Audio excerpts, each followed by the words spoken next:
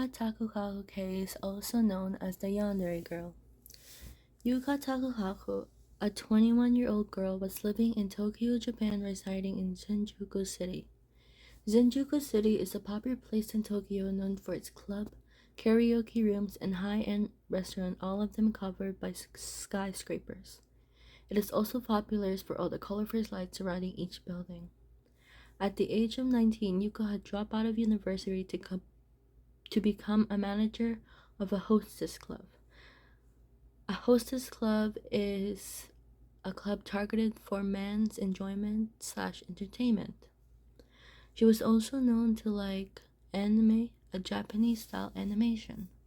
We can see on her Instagram, Twitter, and TikTok of her dressing up or cosplaying characters from an anime. She can be typically seen posting cosplays of her as a yandere character. Yandere is a specific type of personality from anime. They are known to be kind and lovable to those they care and love, but eventually turning extremely violent and possessive over their love interests or significant others, going as far as committing crimes such as murder to those who shows interest in their lover. Meeting Phoenix Luna. During Yuka's time working as a hostess during October, she met Phoenix Luna, a 21-year-old man. And like Yuka herself, Luna was also host at a nearby host bar called Fusion Nightclub. A host bar is very much like a hostess bar, but hiring male employees rather than female ones. Luna was well known amongst the hosts in Shinjuku and was often in the bars of leaderboards, as most of his female patrons would return for him and his bartending. While Yuka and Luna worked in the same industry, and it wasn't until their late night work schedule began matching up, meaning that they had more time to get to know each other as friends or more.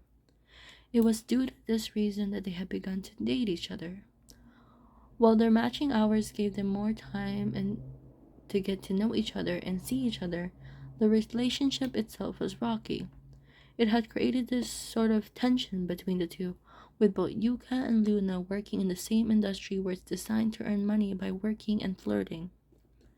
This itself had raised the emotion for the Green Devil, jealousy, not for Luna but for Yuka. It worked a bit too much. Over the months and months that they dated, Yuka had grown more possessive over him, going as far as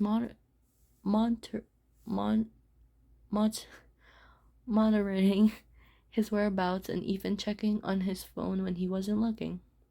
Her jealousy increases drastically over Luna that eventually leads her to outright buying his services from the bar and paying over $9,000 a month just so she's sure that he wouldn't be able to see any other woman. Fast forward a bit and it is now May 23rd, 2019. A few months after they started dating, while there was some tension from time to time between them, their relationship was doing good and they were both happy. For a while. Yuka, still managing her hostess club, decided to take some days off work to manage things at her house. She had called Luna over to help with some DIY, in which he accepted. Arriving at Yuka's place later than expected, he was tired and exhausted from having a busy night at the host bar. When he arrived at Yuka's place, he asked her if he could take a bath, which Yuka agreed to. He got in and then fell asleep. During that time, Yuka had once again taken Luna's phone and started snooping through it, and while doing so, she found photos of him with another woman. She knows she shouldn't be a client for she bought him out, and Yuka started to notice that Luna was a bit more distant from her, and so she put two and two together and took it as evidence that he was cheating on her with this woman. She was enraged, and instead of talking to Luna about it, she took a different approach. After Luna has finally woken up, he got dry and dressed for bed, trying not to wake up a supposedly sleeping Yuka, and considering with all his night shift that he's been doing, he fell asleep in an instant. Some time had passed, and Luna had woken up to an uncomfortable feeling coming from his stomach. He looked down and saw that he has a knife lodged in his abdomen. Terrified and surprised, he looked up to find Yuka hovering above him. Running on pure adrenaline, he shoved her off bed and ran out of the room as quickly as he could.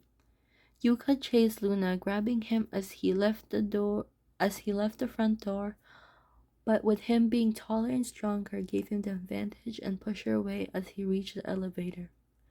With him now being in the elevator and having lost so much blood, the elevator was heading towards the ground floor, and when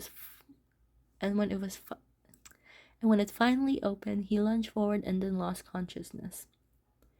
Blood pooling out of him. By now, passerby have seen the horrific scene, and they immediately called the police. By the time the police arrived, Yuka was already next to Luna and refused to leave his side. The people gathered had seen the girl but were too scared to approach her for fear of her doing something bad to those who did. The picture I'm about to show is what made this case so popular. Yuka was drenched in blood while sitting next to Luna's body, while apparently smoking a cigarette and talking to her friend on the phone. With the time before the police arrived, she had written a letter with Luna's blood, repeatedly saying, "I love you and I love you," over and over again.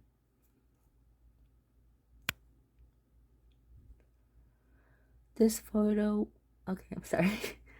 okay. This photo, this photo, this, okay, this photo, this photo also marked her as too gorgeous to be arrested. There is many fans out there who says that she's too gorgeous to be a criminal and that they don't want her to get arrested. Anyways, Tokyo Metropolitan Police apprehended Yuka immediately, along with finding the letter and knife she used to stab Luna in her apartment. When Yuka was asked by the officer on why she did it, she responded with, "I was sad and seeking to die. I thought if I killed him, I could be with him. I thought that expression just as I like you and I would like to be with you would become a reality if we both die." Numbers of witnesses watched as the police escorted Yuka to the back of the car, and when she got there, she was smiling. And as for the victim, Phoenix Luna, he was alive but barely. By the time the police and paramedics arrived, he had lost too much blood, but he had not yet passed away from his injuries. He was transported into a local hospital where he remained in critical condition with only 20 chances left to live. But on the 1st of July, to everyone's surprise, he was alive and recovering. He tweeted to friends and fans to say, "Sorry, I'm alive and back. Since I was stabbed in the liver, I can't drink." Having survived a horrifying experience, Luna had agreed to attend to a local interviewer, and in that interview, he refused to show any hate towards Yuka. When asked, he said, "I do not hold a grudge." He even pleaded with the judge to reduce her sentence. Guilty or not? You pick.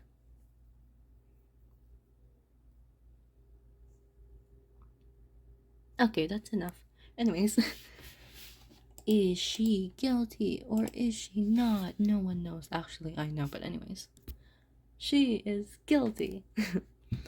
On December 5th, Thursday, 2019, the presiding judge sentenced Yuka 3 years and 6 months for attempted murder on Phoenix Luna.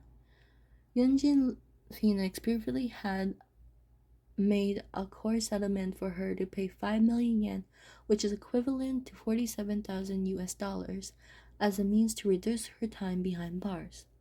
At hearing, the court's judge declared, if possible, "I wanted people to lead a normal life rather than paying for their sin." It doesn't even end here. After Yuka's attempted murder imprisonment, she grew an entire online community of fans, which most are anime fans that possesses a deep admiration for her, worshipping her as if she were a real-life yandere. Her fans believe that she didn't need to be condemned for action, only rehabilitated. She even had a GoFundMe campaign raised for her, and while it was shut down, she had received over $3,800 from 69 contributors, almost almost the right amount of money that she needs to be released. She is to be released from prison in May 2023. Thank you for listening. Goodbye.